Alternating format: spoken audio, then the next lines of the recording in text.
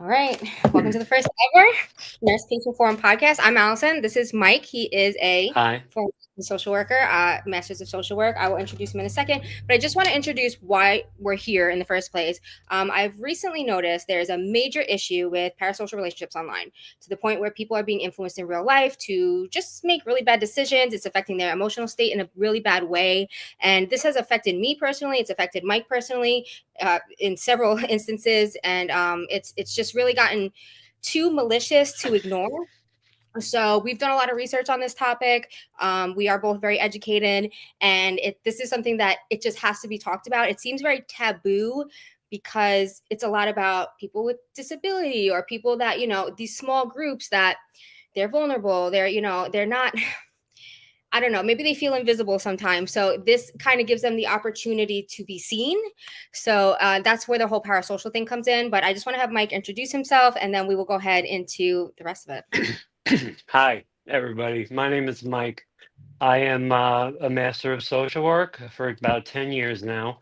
I've been in therapy. I've been someone who takes care of people with severe and persistent mental illness. And excuse me. I would like to just tell you what is going on. And what's going on online is there are something called parasocial relationships. Now, what parasocial relationships are is basically the definition is when you're dealing with a celebrity. But the thing with social media nowadays is that everybody could be a celebrity, be public. Everybody's public, right, Allison? That's so true. That's the problem, that part. Yeah. So, I mean, what happened to me basically was, I had to go disabled myself and stop working. And I went to TikTok looking for community.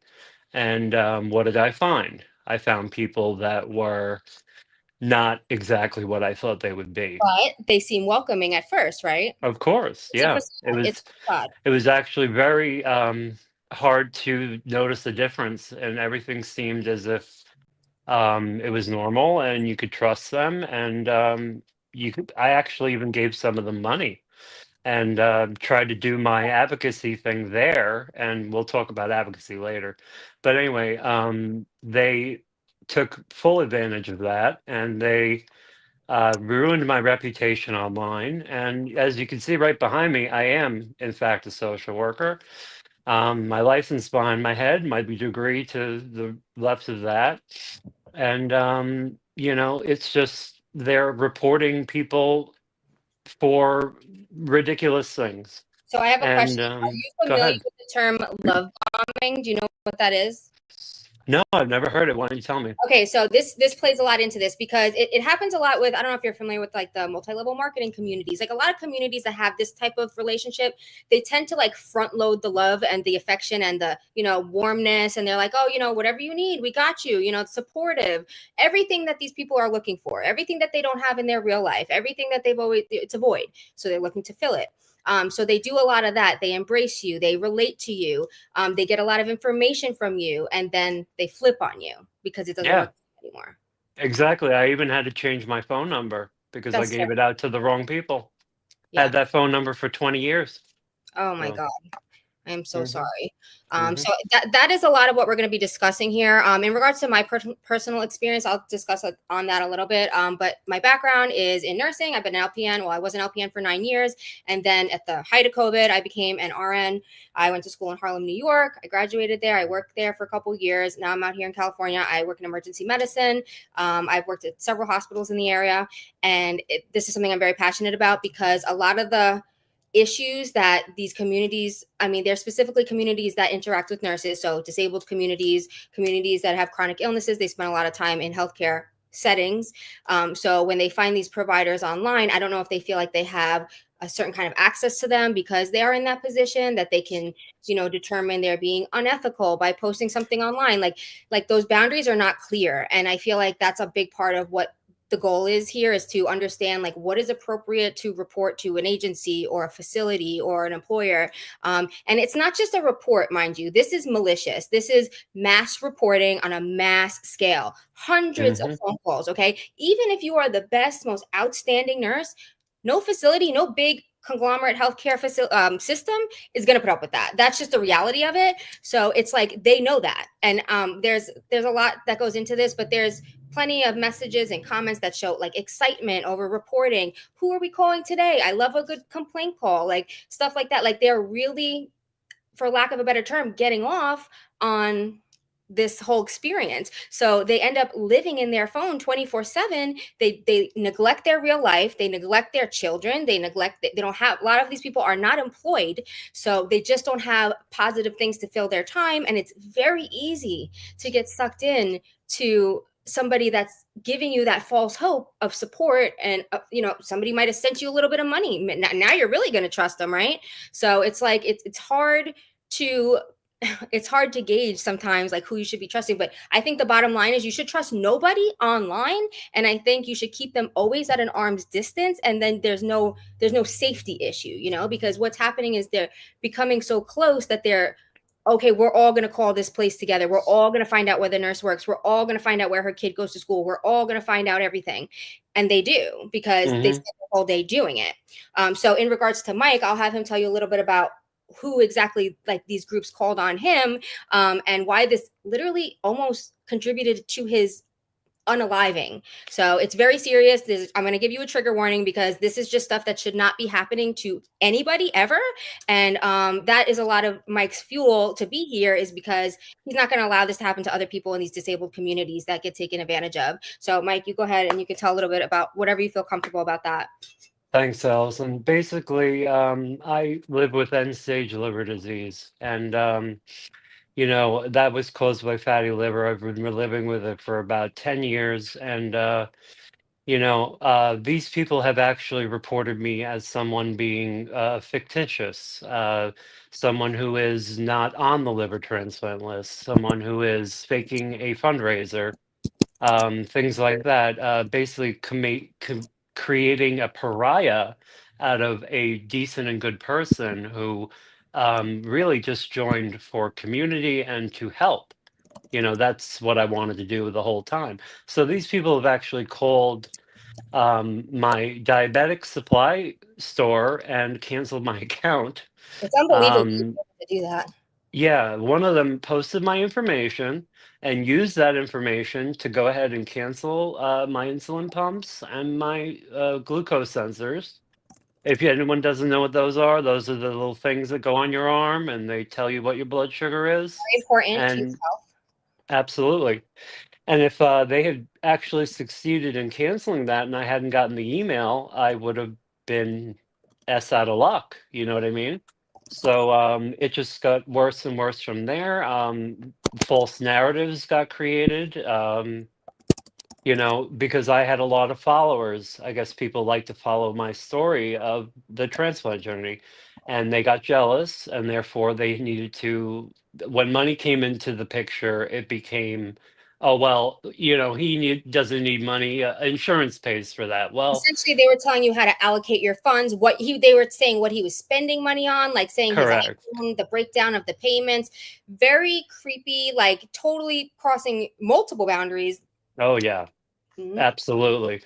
And it's funny how I didn't realize, even as a mental health professional, how this many narcissistic people could find each other And on I think one platform. they do like gravitate towards one another, I think.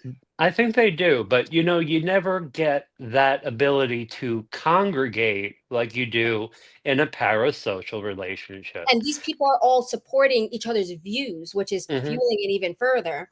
Hmm. Allison, is there any way you could bring up link 3 in that source list? Yeah, I think I Because have to share the screen. Let it me do talks a lot about nurses during COVID, okay? Because when COVID happened, everybody went home, everybody put on a mask, and everybody could not leave. So what do? They went to their phones, they went to their computers, and they became online people. That's where parasocial comes in. And nurses basically became the frontline soldiers here in this article that Allison's about to post. Sorry, I had to You'll be update able my to see it. let me see. Yeah, no problem. But basically, um, All the sources will be in the description, so you'll be able to look them up yourself. But bottom line is, it talks about how nurses are the soldiers at the front line when COVID hit, and that was in 2020. So this has been going on for 4 years straight. Mass reporting of nurses, destruction of nurses' careers and reputations. It's gonna make me close the window to bring it up. So just continue. We'll fix it. Okay. Well, anyway, as I said, the sources will be in We'll the list it document. in the description too, guys. So I'll add them as time goes on. But if you have any questions about things we're talking about, all of the sources will be here. Yeah, and Allison and I are very specific about being research ready. Okay. Yes, because that's So, the next topic. Once you're done, go ahead. yeah, go ahead. So I Um, think it yeah, really, you go. I think this really leads into where like the misinformation and the false patient advocacy comes in. This is something that again is a very taboo subject. Nobody wants to talk about it. You have people with very large platforms telling things as if they're fact, but they're essentially just their opinion. And there's people that will, just because that's what they want to hear, and that person, they have that parasocial dynamic with them, that's what they want to hear and it works for them, they're going to run with it. They're going to, anybody that says, hey, this actually isn't what that, that thing means, then you're the enemy all of a sudden, and you're going to be attacked by these groups if you go against their views. It's very cult like, but the main, it's like embodied in their idea of the patient advocate. So Yep. everybody in this community is a patient advocate. A Now lot of maybe them have it in their names. that's what I was just gonna say. It's in their bio, and then people see that and they're like, "Oh, this person can help me." So me and Mike did a little research on this last night, and we were kind of seeing what the requirements are to be a patient advocate. And there certainly is requirements. So I think people are a little confused by the idea that they think you can just like be a patient advocate, but you need to be educated in a lot of things. You need to be educated in the healthcare system, the policies, the nurse's job, the doctor's job, what the limitations are. You can't just come into a facility and say, "Give this person 8 milligrams of IV Dilaudid right now or else." That's Hmm. just not how that works. And those people are harming these patients. They're calling hospitals and just creating havoc. And like, I mean, as a person that's been a nursing supervisor, I've worked with a variety of patient advocates, especially when I worked in the nursing home as an LPN. And a patient advocate, they don't come in and cause havoc. They come in, they have a constructive conversation. The outcome they want is change.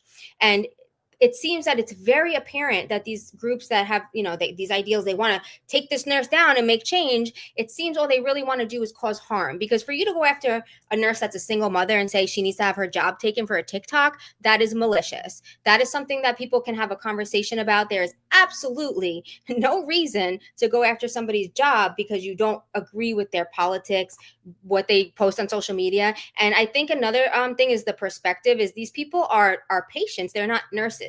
They're not going to see, they don't have the same experiences as us. They haven't taken care of multiple traumas in one set, sitting. They haven't seen, just horrible things. I'm not even going to say what they are because they're horrible things, but they want to be the authority on what that nurse can post online. So a very mild TikTok at home is now going to create outrage because they make it into something where the nurse is doing something unethical. So how do you feel about like the false patient advocate thing? How has that affected you as somebody who's been a part of that community?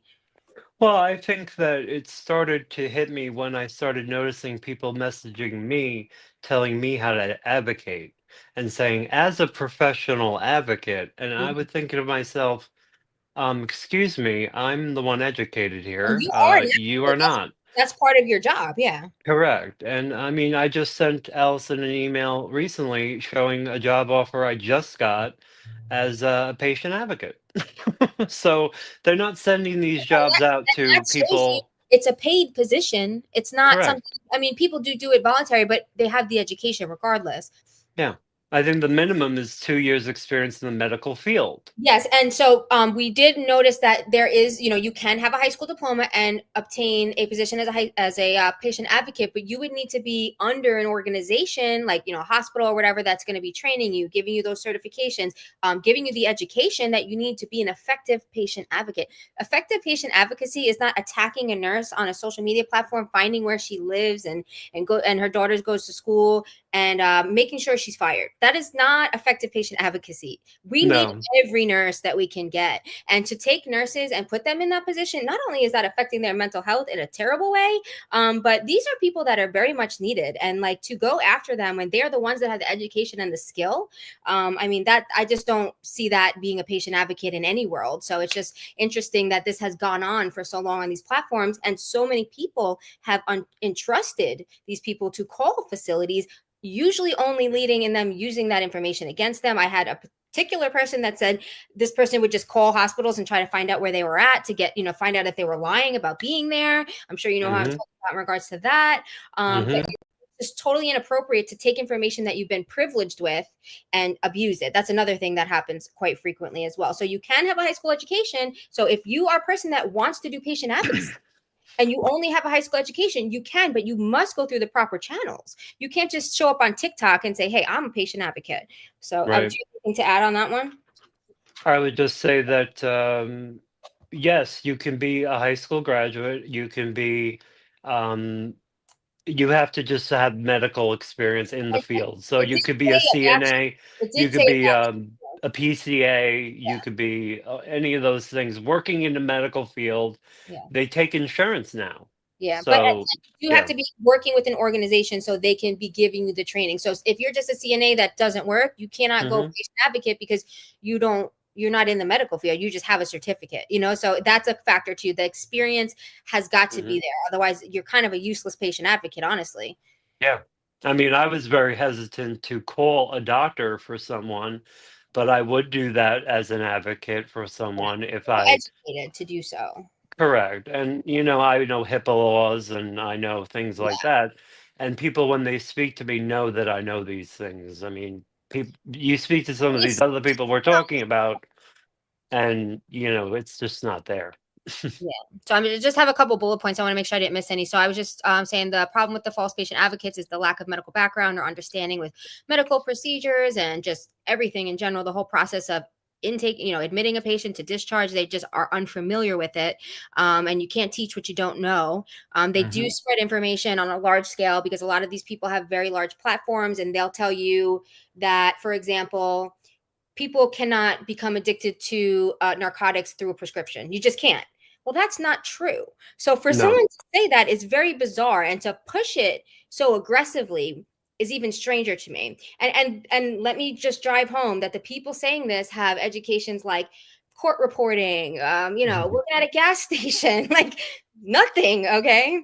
This is serious. This is something that is so serious that we have to really understand what we can do to make sure not just anybody, Joe Schmo, is going up on a platform with 500,000 people discussing patient advocacy and telling people how they should carry out their medical care, what they should say to their doctor if their doctor says, I don't think this is best for you. Well, the lady that worked at the gas station said I should tell you this. It's like, you know what I'm saying? It just doesn't make sense to me. So I just don't know.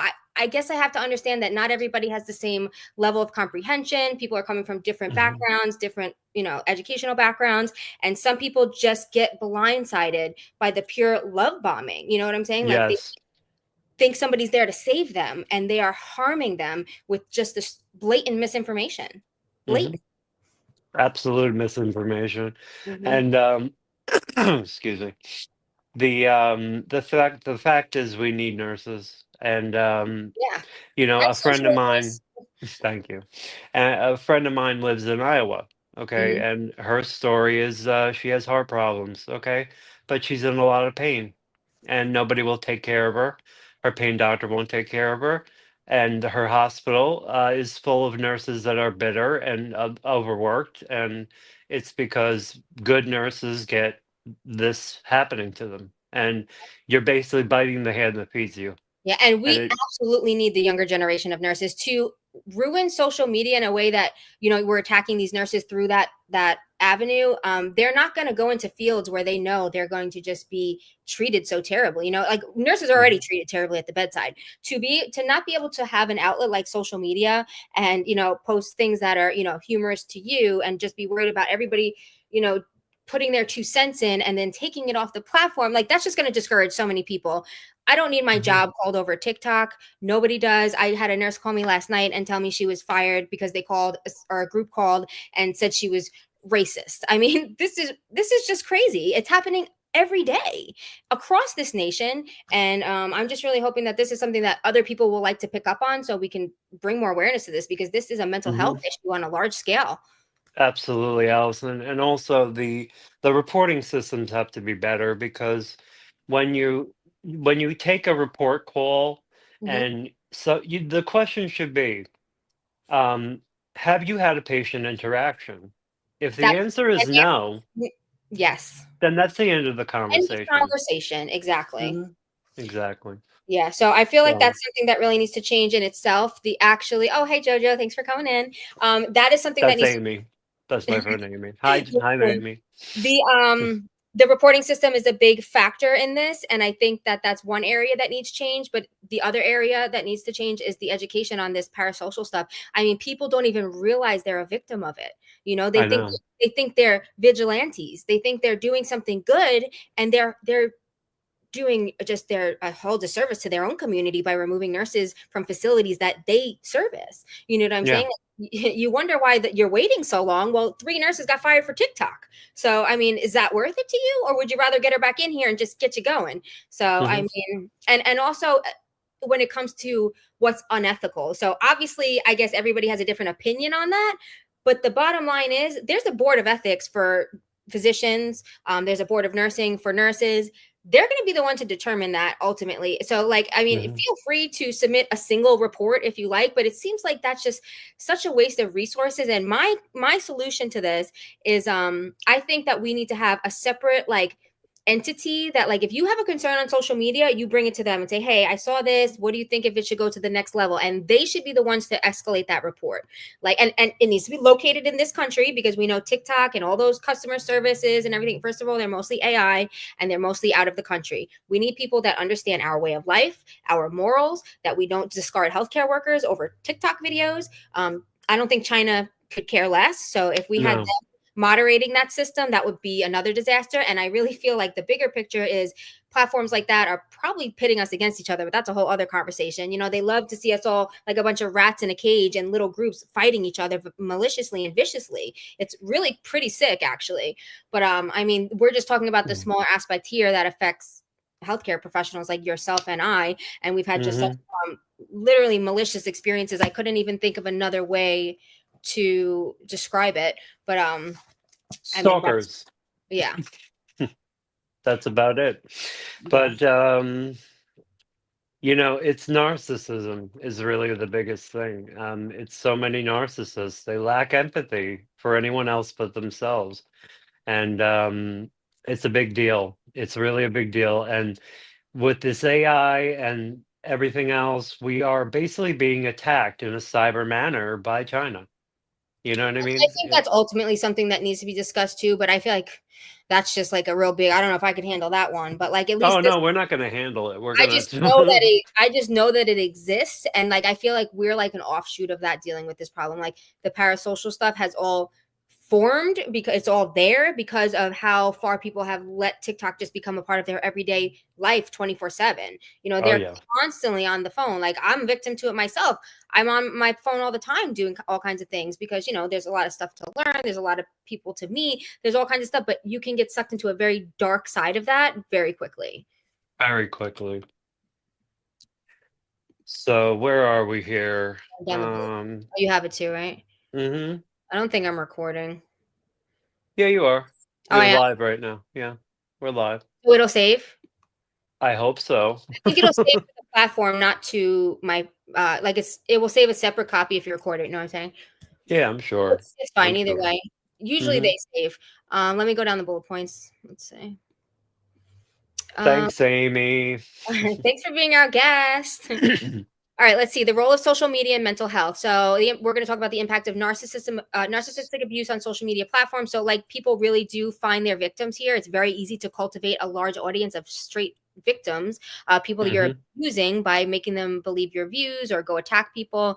The exploitation of vulnerable individuals, particularly those with chronic illness and diseases. Like we mentioned, this is the area that we're focusing on is mostly the chronic illness and pain communities that Mhm. they really do get taken advantage of. These creators ask them for money, and then the lack of accountability and moderation in regards to platforms like TikTok. They take no accountability. There has been No. restraining orders issued because of these situations, and TikTok has allowed just whatever to continue.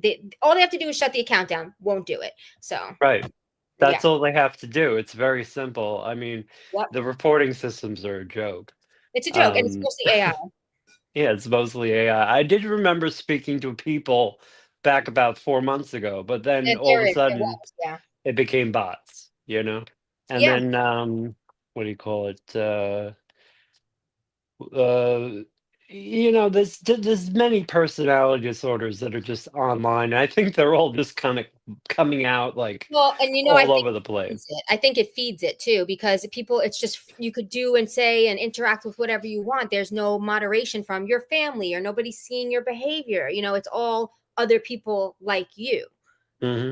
Yeah. So And coming from the patient perspective here, I understand this stuff. Like, you know, 8 milligrams of dilaudid is a lot of dilaudid. I'm sure Amy will agree with me it is, on and that it's one. just not a reason to attack a nurse when she makes a video for other nurses that says, "Hey, if a patient," this was a video circulating online that a patient had posted requesting that amount of medication. There was an issue where they were saying, "We'll give you two, we'll titrate you up."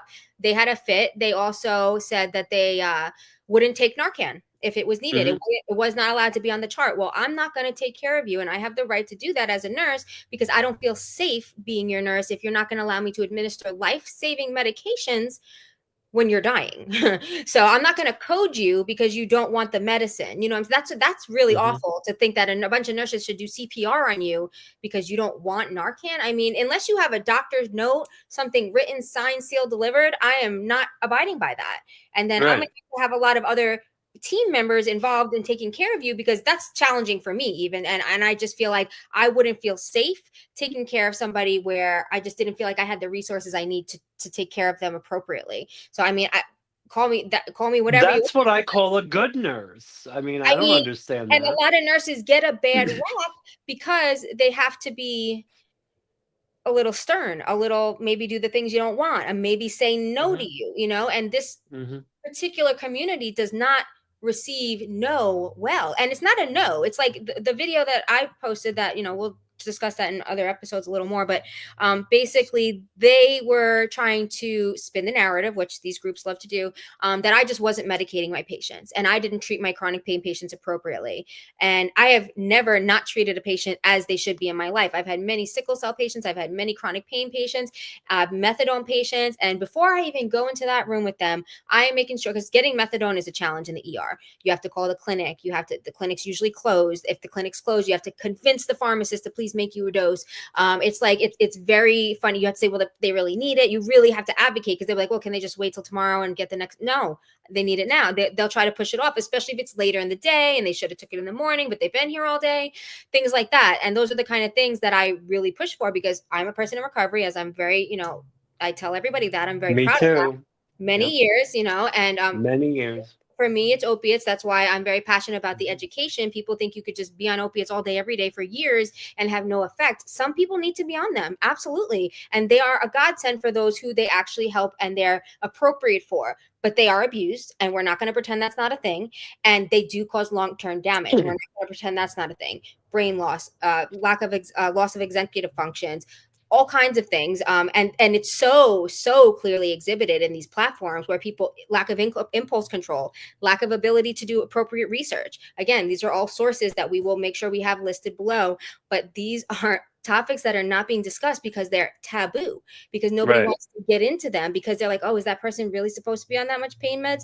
Well, it's not our business, but the fact that we can educate about these things and people just don't, like, I'm not saying you shouldn't take that amount of medicine. That's up to you and your doctor. That's not what we're here to say. We're here to say, hey, if you're going to be on these doses, maybe you should know like how it's going to affect you. And you can't just be in denial. That is not a way to live your life. And there are people that will, but we have got to at least do what we can as people who've, one, been affected by the misinformation, and two, have the ability to educate. We absolutely have to pass this stuff along. This is just not stuff that Mhm. we can just, I'm just going to leave the platform and say, well, I got bullied off. No, this is something, there's a big void here that is not being discussed. So I'm just really happy to be able to have any kind of platform. It's probably going to start small, but we're going to be here every week and we will discuss these things. There is endless content, endless content. endless. And by the way, Allison, I wanted to say that it's risk versus benefit Well, when it that's comes to exactly what it pain. is. And that's what it is. Yeah. And you say that to a lot of people and they kind of look at you crazy, but it's like it's a weighing game. You have to say, well, how bad is my pain? Can I use a little, lose a little brain function? Okay, well, if I have to, I have. That's why cancer patients, people on hospice, people with very severe diseases, they take those medications and that's just what they have to do. It's just like that's the better option out of the two. But for somebody Mhm. that has lower back pain, or arthritis, I mean, I don't know that that's the best option for them. And a lot of the times what we're seeing, and obviously there's more to the story here, it's actually extremely deep, but these TikTok communities are supplying each other with medications that they're not supposed to have. They're just not. And there's nurses that have been had their privileges pulled for taking from facilities and distributing those medications or doing whatever with them. Mhm. And there's money being moved around, large sums. There's one particular individual that's involved that her family is very wealthy and she is very mentally unstable. And essentially, she just sends money to different criminals around the United States to bail them out of jail, to get them probably to send her stuff allegedly. Obviously that's something that's I can't speak on 100% yet, but there's a reason there's people looking into these things because clearly TikTok is like a crime hub. Yeah, it's a I crime mean, hub. it just seems Yep. to be. I cannot tell you the amount of pages that I have come across offering to hook people up with oxycodone, Mhm. or other pills. It's just like, how is this happening? And TikTok leaves those pages up. I reported them; they stay up. Mhm. So Yep. it's just, I mean, TikTok is useless at this point, and it's a terrible platform, and it's supposed to be banned January 19th Mhm. and turn into something else. Who knows if it'll really happen? I mean, essentially, if you have it on your phone, you could still access it. You just can't download it in the App Store anymore. Ah, Yeah, and okay. and So you it can won't update yeah, you either. can always do VPNs, and there's always gonna be a way to get on it. So, there's that, but I just feel like, maybe people who are not in very good mental states just have a little too much access to everything, Mhm. people's livelihood. They're joining these groups that are encouraging them to just be malicious and make very bad decisions that are affecting people that, we kinda need to be in their position. Well, it's a mental health crisis is what it is. It sure is, and that has been unchecked for years, and this is Mhm. just one section of public mental health that is not being addressed, but I don't think people really understand, like, how big of, like, a part the internet is of our lives, like, for example, the Alana Harris case that's happening right now. So, for anybody that's unfamiliar, she is the one in Australia, the mom that essentially was advocating for her one-year-old child, or probably months old at the time, for a month, again, back into the patient advocacy thing, advocating for her child for 5 months, she said. AKA, she was convincing doctors there was something wrong with her child that was not. So again, like so many people praising her. What a good mom. Not even able to pick it up that something was off. It was the nurses that saw her page and got her taken down and got that child in what is now palliative care. So Right. that child was drugged. That child was all kinds of things were happening. And all of TikTok, hundreds of thousands of people. Oh, what a sweet mom. What a poor baby. She was murdering that child in front of you guys. And we have to be better at this. Like, y'all want to report the nurses and take the nurses off the platform. Well, the nurses saved that child's life. You know what I'm saying? Right. So how is that going to benefit anybody, getting all the actual professionals to just leave the platform because you don't like what we post? We can have constructive conversations about these things. There is no reason to escalate immediately. Nurses use chain of command. If something's happening, I don't immediately go to HR and tell people. We go to the charge nurse, we go to the supervisor, we go to the house supervisor, we go to whoever's above that. There's a process, and I feel like people who are not educated in these fields, or any professional area where they have a chain of command or a way to report things, they just go to the most extreme thing because they want an immediate outcome, and that's just not productive in any sense of what they're trying to do. So I mean, again, back to the patient advocacy thing, I mean, it's just Mhm. it's really toxic, and it's got to be dealt with in some kind of way. There's got to be some kind of system here. Absolutely. They have to do some kind of research, and but nobody knows that they should even be doing research. They just seem to take things at face value. They take things right off people's TikTok Mm. videos. Like, Yeah. for example, the one that was saying, you can only get addicted certain ways or whatever. Like, no, that's just not true. So it's just like, Mhm. I don't know what we can do other than speak about it and be consistent about speaking about it, and Mhm. have these, specific people featured on here where we can break it down and be like, this is why this is wrong. So just to kind of give you guys a little bit of a peek into the next week's episode, it's really going to be more about breaking down all those large creators and like why what they're doing is actually unethical, and it's nothing to do with the nurses. I think they don't want the nurses on the platform because we keep calling their stuff out. um Right. they do it to doctors too, but they're not, I don't know if they're that bold, but No, they also love to, I mean, they just like to take anybody out who could technically be more educated or more professional than they are, yeah, with their hate speech and their harassment and their it's very disgusting. narcissism. The things they say are really bad. Like if I were to go back and forth with these people, I wouldn't like insult their children or something, like they go there, they say Yeah, like really, really awful stuff. They insult your parenting, they insult your nursing. They don't know. I've never met these people in my life, but they're trying to get in your head is what they're trying to do. Like, it's very obvious they're trying to hurt somebody, like as mhm, nurses, that's not what we do. When we're trying to find a resolution, if I don't like something, either I'll just scroll on and block it, not going to ruin my day, or I'm going to say, hey, what can I do to make this better? You know what I'm saying? Rather than right. and just fire the nurse, and then what, she goes and hurts herself because she's so mentally ill now because she lost her livelihood. Like, that's not a good way to go about it, I guess you could say. No, it's not, and it's terrible to go after someone knowing that they're a mother, knowing that they're working really hard, knowing that they worked really hard to get where they are, and Hmm. then go and say ethics. We're just going to use this word ethics. Well, let me tell you something. I took ethics in school. You took ethics in school. Yeah. Tell me exactly how ethics applies to you at home. So You know what I mean? you're so funny because you're right on point with me. I was just going to bring up the Mhm. ethics. So there is 9 provisions when it comes to the ethics, in regards to nurses. That's right on the ANA website. Again, we'll make sure all those sources are listed below. Rutgers actually has a good article too. Of course, I don't have my screen connected today, but I will pull these things up in the future for you as well. But I'm going to read off of it just to tell you guys exactly. Hold on, Rutgers.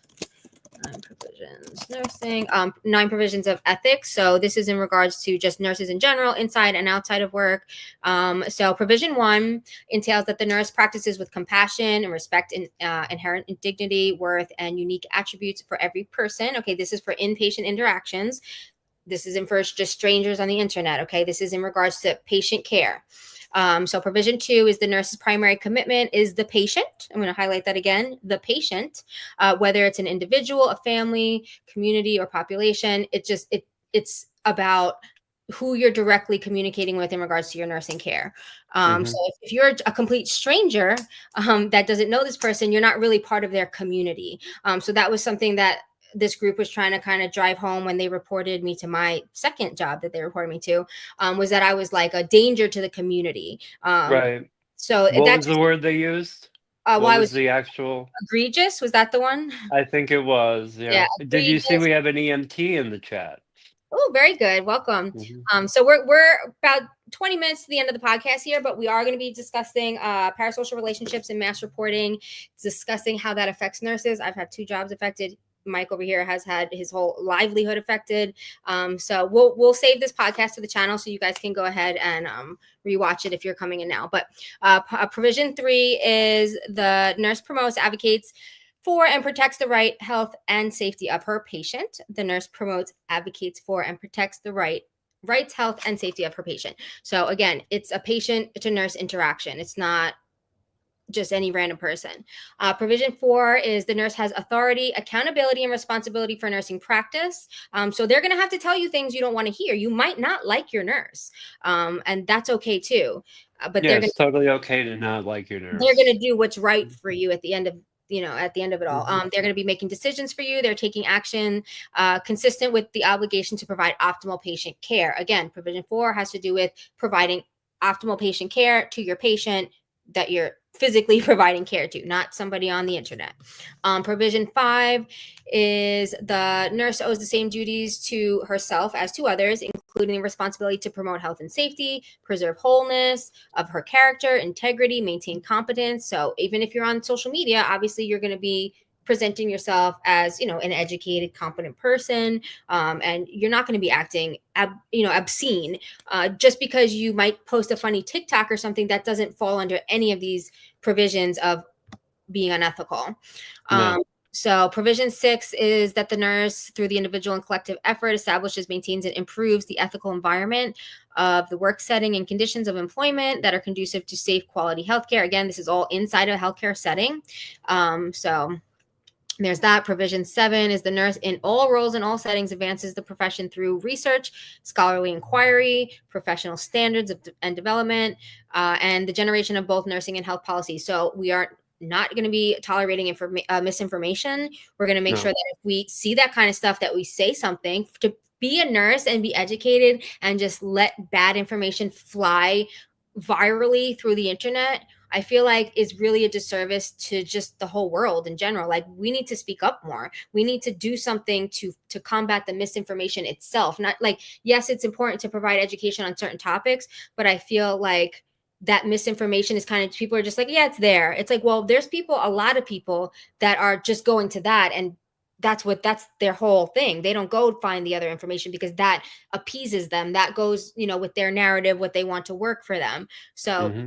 they just get sucked into the misinformation that way. And then Hmm. provision 8 is that the nurse collaborates with the other healthcare professionals and the public to protect human rights, promote health diplomacy, and reduce health disparities. So that would be like something we're doing right here, is making sure that these things are talked about. Things that are directly affecting patients in real settings have got to be discussed. Like, even though this is an online issue, you're physically removing good nurses from healthcare settings, and therefore, you're directly going to be affected as a patient. Also, this is going to affect the attitude of the nurses and the healthcare professionals. They're going to be like, well, like, you don't really treat me that good, so I mean, I'm not going to put 100 of myself into this anymore. And then the last provision is that the profession of nursing, collectively through its professional organizations, must articulate nursing values, maintain the nursing integrity of the profession, and integrate principles of social justice into nursing and health policy. So it's really just a general thing, like, don't be a bad person, to be Wait a unethical. minute. Yeah. I didn't see anything about. Did you check again? Did it say anything about making a TikTok in your kitchen? No. Oh, it didn't? They Oh, might have to come add that. on. They might have to add that. But like, it's on all Oh. serious though. Like, this is something that I feel like maybe they have to make another provision. Like, nurses are allowed to access the internet and provide education or provide satirical videos without being unethical. And like, it wouldn't Hmm. be the viewer who's not of the same level as the nurse education. There could be a lot of things that are just not in alignment with that person that they're receiving in a certain way, which is why they don't receive them in a certain way. They've never stepped a foot in their shoes. So how could they know why they're making that TikTok? You know what I'm saying? It seems very judgmental, which is a big word these communities like to use, to just go ahead and judge someone literally based off their cover, which is just that TikTok video. You don't know that person at all, but you've No. decided to tear them apart and tell people who they are. Literally, quite literally, defamation, to a point where legal action is being taken against these groups because they have put nurses' faces up on platforms and said just obscene things, like obscene, like I won't even say them here, because Yeah. it's disgusting. And there's no reason that any person, that's not a resolution. No person should be handling a problem in that manner. If there's an issue, you need to speak to the nurse and say, hey, I don't feel comfortable with that TikTok. Do you mind taking it down? Do you mind changing it? Maybe you guys can talk and say, hey, what would make this still funny, but like it wouldn't offend you? Like, like, there's a middle ground there. There is no reason to be like fired immediately. That just Right. seems so highly inappropriate. And I don't know how it's gone on for 4 years since COVID. Yeah, and we just came across it now. It's amazing, you know? For the most part, yeah. I mean, we've been dealing with this honestly for months. So if it's definitely a thing that's been going on in a lot of people's lives probably for a long time. And what I noticed is, once I became, like, I guess, knowledgeable of this stuff, I noticed there's a lot of people that will kind of flip flop sides, like, and that's a lot of the mental illness aspect too. Like, you wanted to discuss the histrionic personality disorder, craving Hmm. attention. Yeah, you're craving attention, dressing seductively, but that could be done in a video way. That's not the way that traditionally is said. It's you basically have to connect that with social media, and also being sensitive to criticism is a big one. If you say, "Well, hey, I kind of think I got it with the advocacy. Thanks anyway. You don't need to tell me how to be one, but they're going to take that badly because of the histrionics of the situation. Mhm. And narcissists are similar in the way that they have no empathy for anyone else, and they think they are grandiose, and they do not have the capacity to understand these things that we're talking about. It's so true. Hmm. So I think that's another thing. Like we said, a lot of these people end up like kind of flocking to each other on social media because they have very similar mindsets. They, believe the same consequences should be happening to these people. So they're all very much on the same page. But once, like you said, one disagrees with the other, then they go flip flop to the other side, and then they try to like do the whole game over there, gather information. Hmm. For a small example, when I was experiencing this, I had one person that was like notorious for flipping back and forth. So finally, I hear from this person again, and they're like, "Oh, I've had it with that other one. Whatever you need, I'll give it to you. Because obviously I was making this a legal thing, so I needed information from all kinds of people. So they really tried to act like they were on my side and really, on the phone for hours telling me about all these things. They want to help me, they care about me, whatever. Okay, so honestly, I felt sorry for them, and I just didn't want to hang up on them. That's how I am. I just feel sorry for you, and I just listen. But ultimately, this person goes, "Oh, you should probably give your address to somebody." I said, "What? Give my address to somebody? I don't know you." Like, they're notorious for calling wellness checks on people.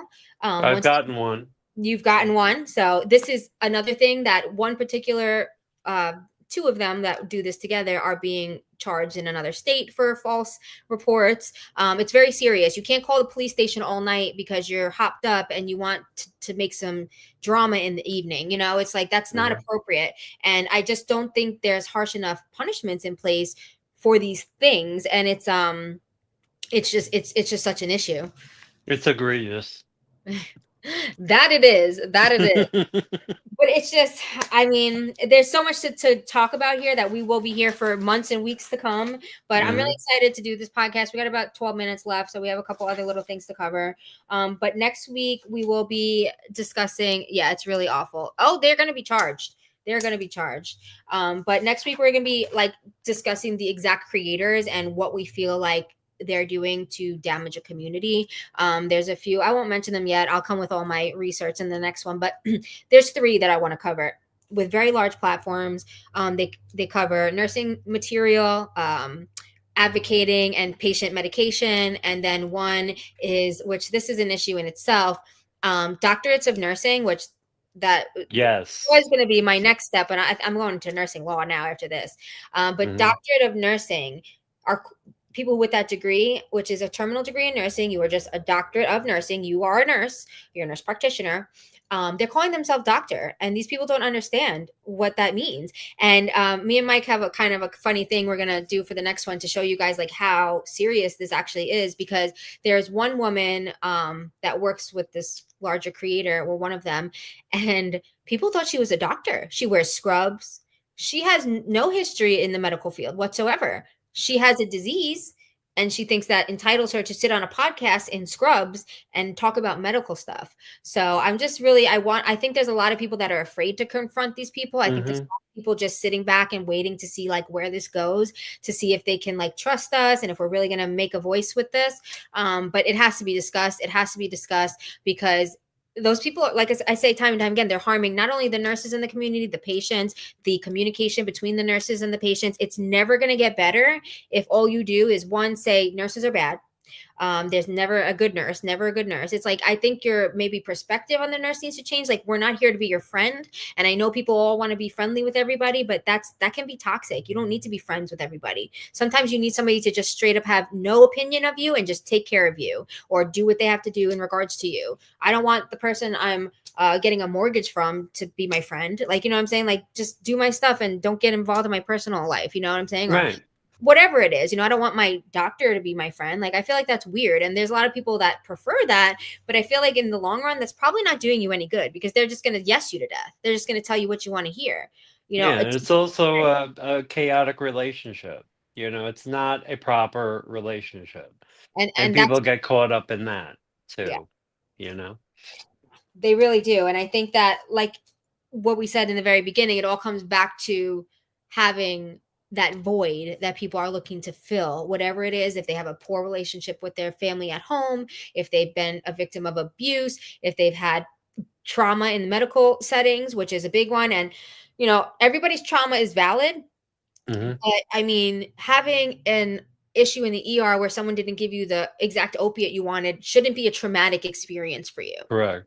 You should Correct. be able to Correct. process that as a normal human being. If you have an issue, you escalate it to the charge nurse. You say, "Hey, I'm still in pain. I'm not getting the medication I need. Can you guys help me?" It's really just about being direct and communicating appropriately, and not just creating havoc. So I feel like that's where we need to maybe teach people a little better how to advocate for themselves. So Right. they're not extending to find a stranger on the internet to be a patient advocate when this person has no business being a patient advocate. They are Hmm. just a regular person, again, that had a traumatic experience in a medical field, which, again, everybody's trauma is valid, but not everything deserves to be titled as trauma, and to use that as an excuse. Well, I could do this now. Well, I could do that now. That's trauma is not education. Trauma is an experience. So Correct. I think that we need to put that in the box that it belongs and stop using it as, well, I'm entitled to do all these things now because of an experience I had. Well, that doesn't make sense. I'm not whatever you call it, qualified to be a nurse because I was in a hospital. I had to go to school for that. So Right. I think we're running with that a little too much, and people are Hmm. just like, like they don't want to touch on it because they don't want to. First of all, they don't want to undermine people's traumas or their disease processes, because to that person it's the worst thing ever. The person that doesn't experience it, they don't know. So like people are afraid to say like, hey, maybe you're being a little dramatic with that one, or especially when it comes to like the invisible illnesses. There's a community that abuses that. There's a community of Yes. young people that abuses that. There's a community on here that they all had Tourette's one year. They all had POTS, and they all had what was the other one? Ehlers-Danlos. Everyone had it. And Ehlers-Danlos. remember, it wasn't just the chronic pain. They also sent the neurodivergence Oh after yeah, you for as sure. I don't well. know if you're familiar with the Hope Otto story. Hmm. She's actually from Long Island. We're gonna cover that next time too. Okay.